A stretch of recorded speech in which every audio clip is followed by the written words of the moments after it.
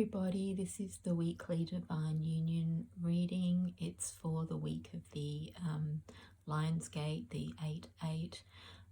Although it is relevant anytime you listen to it. If you're called to it and it resonates, then it is for you at any time. So this first column is the Divine Feminine, the second column is the Divine Masculine, and the third column is the Unity, or the third energy, and what you're working with together. So let's start with the feminine. This is like a continuation from the previous reading, where old patterns are coming to the surface, like really unconscious patterns that lay the foundations of all her relationships. And as they're shifting, they then change all her relationships, the dynamics of all her relationships, as they move to a higher platform from a different level of understanding and different belief system. But to do that, she has to be triggered. So they need to come up to her consciousness from the unconscious, and that happens by having reminders or someone doing something that triggers those patterns, and then she can see it. And then when she can see it, the light is shed on it, she can work with it. And sometimes just seeing it clears it, as long as you allow the energies to move out, and you give yourself compassion and love as you see these patterns coming out, and understand a bit where they're coming from. So above that, in terms of the higher understanding around it, is that union is an energy, not a physical construct. Even when we aren't together, I feel our union. So certainly the feminine really does feel the union, even in separation. There's no doubt about that. This top one is like the 5D energy. You're always working in a spiritual unity.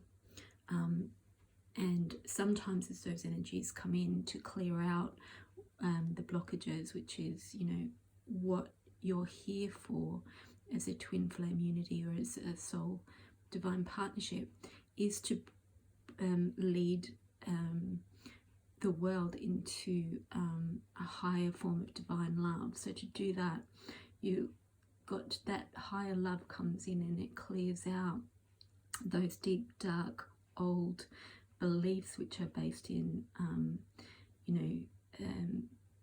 old relationship templates which are not relevant anymore. We're moving away from that. So still with the feminine, I feel like I don't deserve your love. I'm worried you'll leave me when you see who I really am.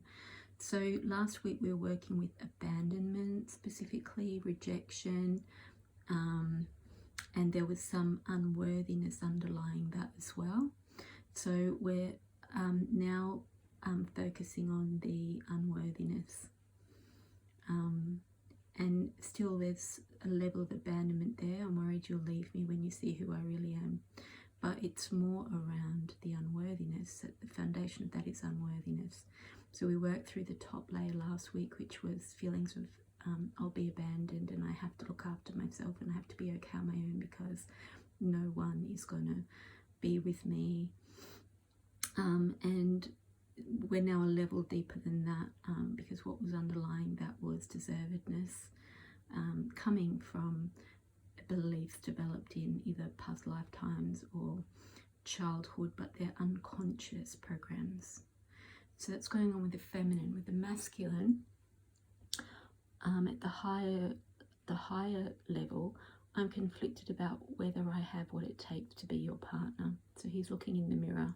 He's looking at himself as well. I'm saying him even though the masculine is an energy and the feminine is an energy. It can be either gender. So he's taking a good look in the mirror and looking at his deservedness and his worthiness as well, and just whether it's a fit really. I can't validate our love in 3D until I understand our spiritual love in 5D. Give me time to explore this aspect so I can be a strong spiritual partner for you.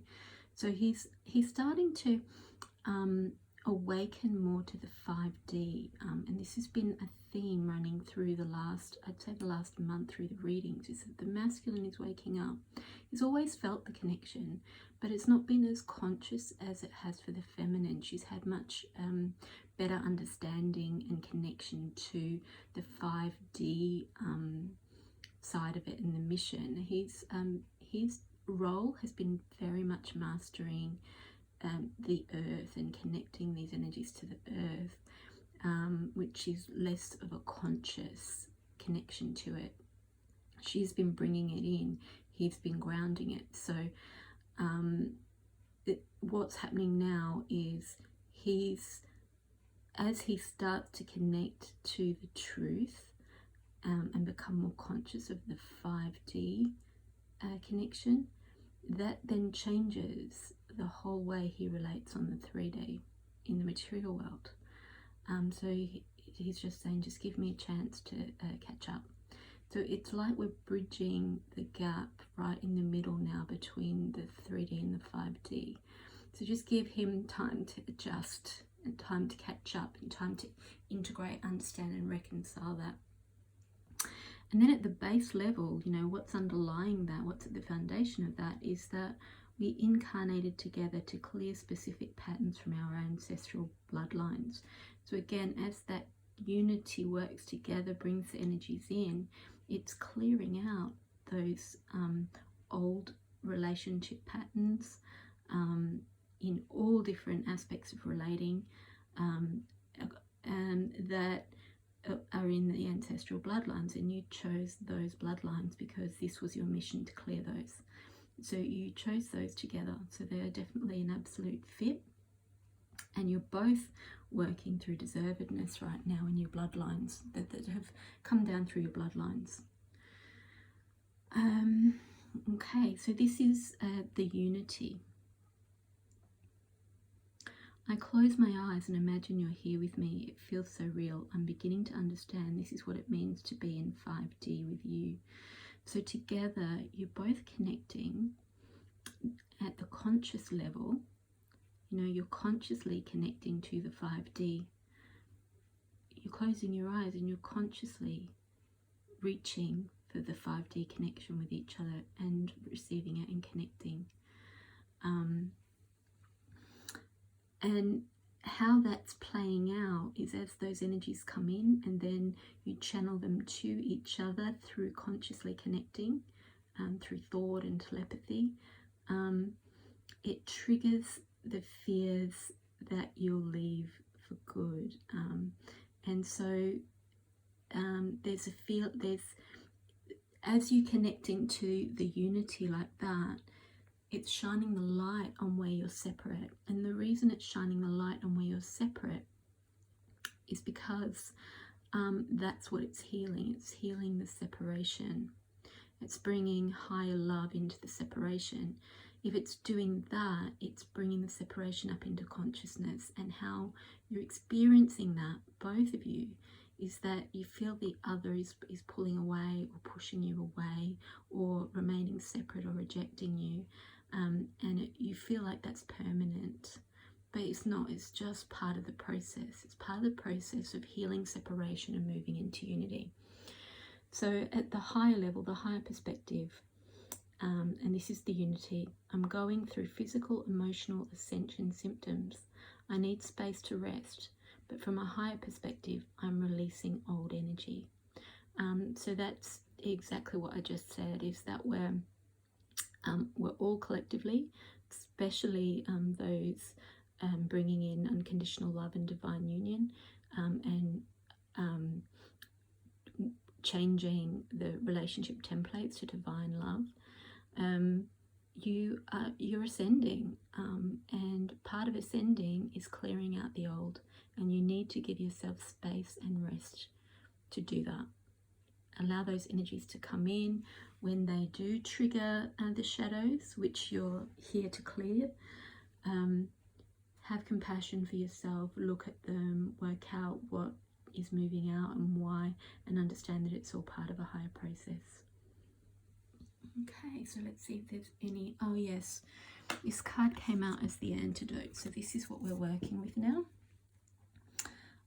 It's the 11 card. I'm seeing synchronicities like your name or 1111 and working out what they mean. So what we're going to work with is recognizing when the universe is speaking to you and informing you of what you're working with and where you're going. It's giving you the steps to take. It's giving you conscious understanding. It's shining a light on things. So we're going to help you bring that in. This is a really good portal for doing that because there are so many ascension energies coming in. So they're raising you up so that you consciously understand what's going on and consciously know what to do and can move the energies through. And this is especially good for the masculine who is really starting to wake up to these levels now as the gap between the 5D and the 3D is narrowing. Ashatoko kocho sotakapatati tekatoko ko asatiti katako sotoko ko asataka toko choko sotoko toko poko toko choko satiti kataka ko asatiti katako kocho poko toko poko po asataka choko sotoko titi katako ko asataka kaka toko sotoko toko asatiti taka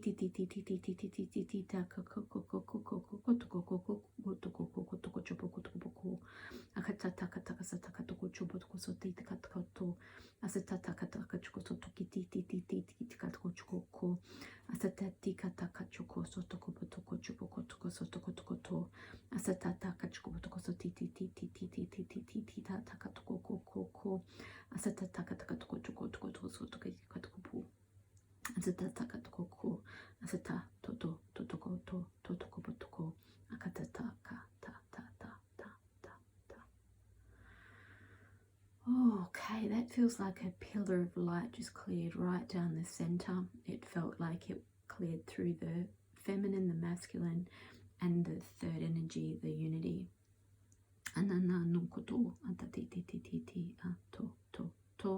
They're saying focusing on the unity, not in an attached way, but just in an understanding and acceptance of the fact you are in a unity that is working together even when separate, does actually help to move this along. Okay, so this one, like the other reading I just did about the Lion's Gate, is also emphasizing rest and allowing the energies to move through during this portal. So I say that every reading, but again it's emphasized here. Listen to the messages. That was also very much emphasized in the other readings. So really listening to yourself, listening to your intuitive senses, listening to your body, listening to messages that come up and synchronicities, and listening to what they mean. Yeah, that's it. So listen as many times as you need to. Drink a lot of water. Blessings, everybody.